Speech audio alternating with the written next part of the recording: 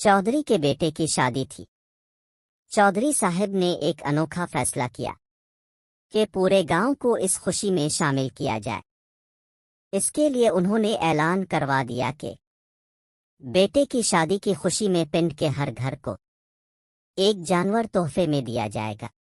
जिस घर में मर्द का राज होगा वहां एक घोड़ा दिया जाएगा, और जिस घर में औरत का राज होगा वहां एक मुर्गी दी जाएगी। गामे को जानवरों की तरसील का काम सौंप दिया गया। पहले ही घर में गामा दोनों मियाँ बीवी को सामने बिठाकर पूछता है कि घर के फैसले कौन करता है। मर्द बोला, मैं। गामे ने जवाब दिया कि जनाब, सारे घोड़े किसी न किसी के हो गए हैं, अब सिर्फ 3 बाकी हैं, एक काला, एक सुर्ख और एक चीना।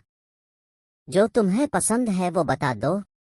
मर्द ने फौरन जवाब दिया कि मुझे चीना पसंद है। पास ही बैठी बीवी ने बुरा सा मुंह बनाते हुए अपने खावंद को टोका और ऊंची आवाज में बोली, नहीं नहीं, हम काला लेंगे, मैंने देखा हुआ है। इसके माथे पे सफेद फली है, वो बड़ा सोहना है।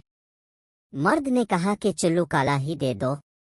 गामा आराम से उठा, थैले से एक मुर्गी निकाली, औरत को पकड़ाई और अगले घर को चल दिया। गामा बताता है कि पूरे गांव में मुर्गियां ही तकसीम की।